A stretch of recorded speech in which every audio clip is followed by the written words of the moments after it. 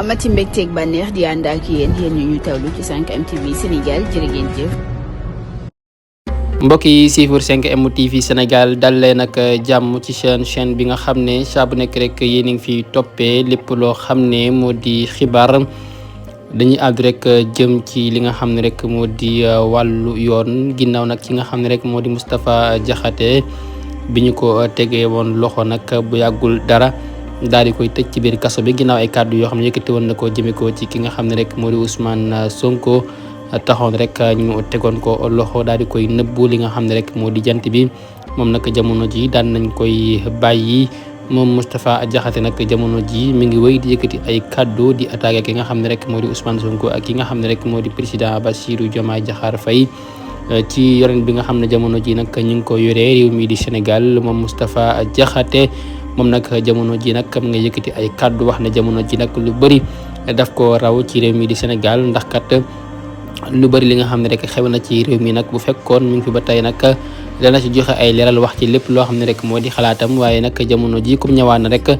dina taxaw ci penc mi leeral lépp loo xam ne rek moo di dëgg di yoon moom nag jamono yi daal mi ngi wéy di attaqué ki nga xam ne rek moo di Ousmane Sonko ak ki nga xam ne rek moo di président Bassirou Diomaye Diakhar Faye ñu àddu rek wax ci mbir mu doy waar bi nga xam ne rek daan nay xew foofee nga xam ne rek moo di ca Yaraax niki samedi bi ñu passé jàpp dimanche ci boori 2 heures du matin nag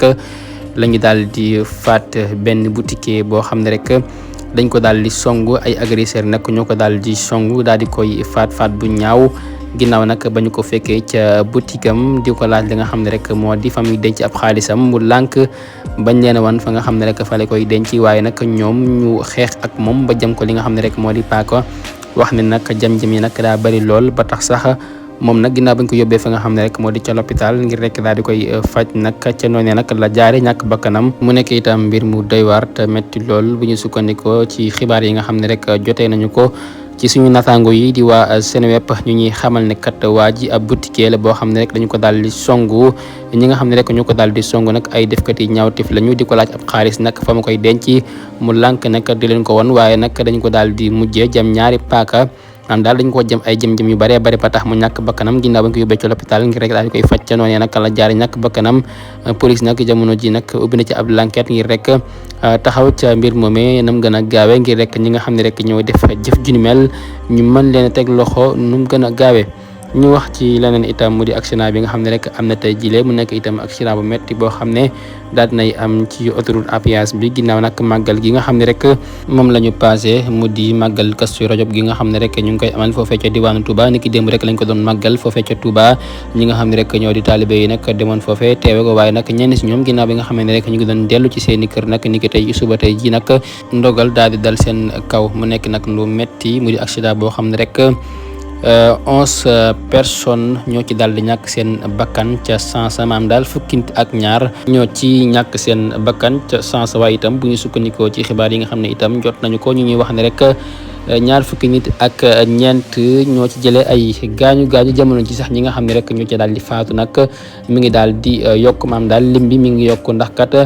ci suba nag 11 personnes la ñu waxoon waaye jamono ji nag 13 personnes la maanaam fukki nit ak ñett ñoo xam ne rek ñàkk nañ ci seen bakkan mu nekk nag accident bu metti boo xam ne tey jii nag daan nay am foofee ca autoroute à péage bi. borom njurul moom ñëpp xam nañ ko garab la goo xam ne ñun am nañ ci cabine Mbour am nañ ci cabine Touba am nañ ci cabine Dakar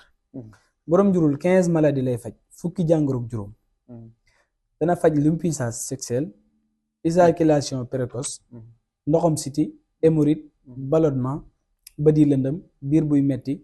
tànk yuy xar estomac insomnie sinusite